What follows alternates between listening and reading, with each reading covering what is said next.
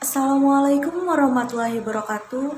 Perkenalkan, nama saya Halimatus Sa'diyah dengan nomor pokok mahasiswa 30620560038. Di sini saya dengan dua teman saya yaitu Saudah dengan nomor pokok mahasiswa 30620566256 dan Siti Sapnah dengan nomor pokok mahasiswa 30620566255. Kami adalah mahasiswi aktif semester 2 Stiki PGRI Banjarmasin. Di sini kami akan menyampaikan tentang materi dasar-dasar pendidikan mengenai pilar-pilar pendidikan dan komponen pendidikan. Dosen pengampu Bapak Yashir Fahmi Mubarak MPD. Yang pertama, pengertian dan jenis-jenis pilar pendidikan. Menurut Kamus Besar Bahasa Indonesia, pendidikan diartikan sebagai proses pembelajaran bagi individu untuk mencapai pengetahuan dan pemahaman yang lebih tinggi terhadap objek-objek tertentu dan spesifik. Sedangkan pilar bisa diartikan sebagai tiang penguat dari batu atau beton, atau bisa juga pilar diartikan sebagai dasar, induk, dan pokok. Nah, jadi pilar pendidikan adalah dasar atau pokok untuk mencapai pengetahuan dan pemahaman bagi individu secara fisik dan mental yang bebas dan sadar kepada Tuhan. Ada jenis-jenis pilar pendidikan, yaitu learning to know, learning to do, learning to be, learning to live together, dan learning to believe in God. Selanjutnya kita akan membahas masing-masing dari 5 pilar tersebut. Yang pertama dimulai dari learning to know atau belajar untuk mengetahui. Artinya belajar itu harus dapat memahami apa yang dipelajari, bukan hanya yang dihafalkan saja, tetapi harus ada pengertian yang lebih dalam. Sedangkan learning to do atau belajar untuk menerapkan, artinya siswa memiliki keterampilan dan dapat melaksanakan proses pembelajaran yang memadai untuk memacu perkembangan intelektualnya. Selanjutnya learning to be, belajar untuk menjadi.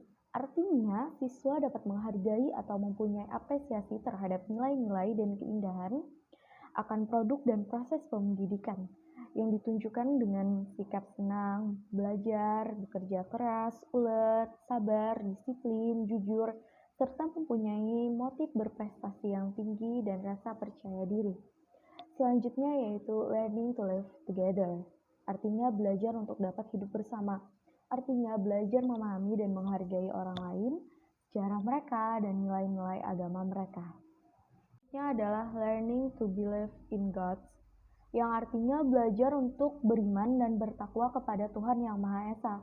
Satu pilar lagi yang sangat penting dalam proses dan sistem pendidikan itu adalah belajar untuk beriman dan belajar untuk bertakwa kepada Tuhan Yang Maha Esa melalui pilar yang terakhir ini. Pendidikan sebagai sistem.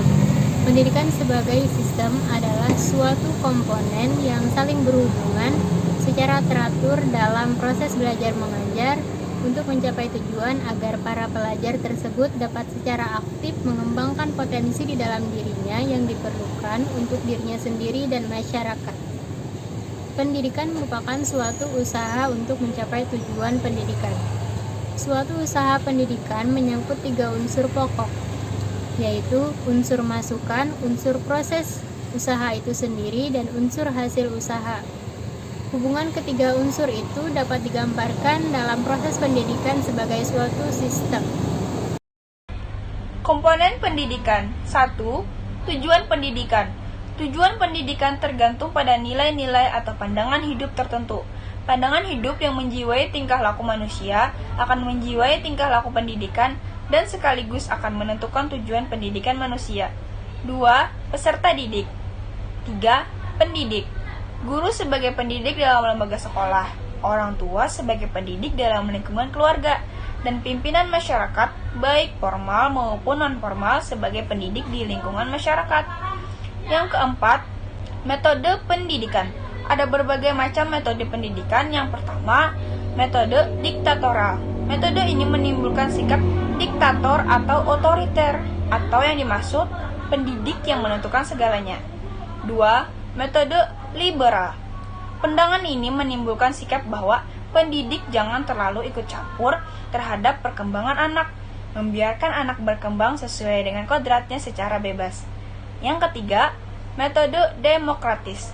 Di sini tampak bahwa pendidik dan anak didik sama-sama penting dalam proses pendidikan untuk mencapai tujuan. 5. Isi pendidikan atau materi.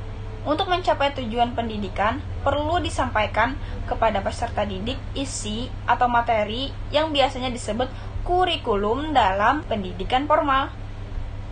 Ada beberapa macam pendidikan, terdiri dari pendidikan agama, pendidikan sosial, pendidikan keterampilan, pendidikan jasmani, dan masih banyak lagi. 6. Lingkungan pendidikan.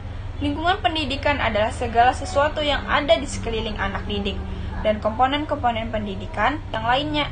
7. Alat dan fasilitas pendidikan. Alat dan fasilitas pendidikan sangat dibutuhkan dalam proses pendidikan sehingga akan berjalan dengan lancar dan tujuan dari pendidikan akan mudah dicapai. Misalnya, laboratorium lengkap dengan alat-alat percobaannya, internet, dan lain sebagainya.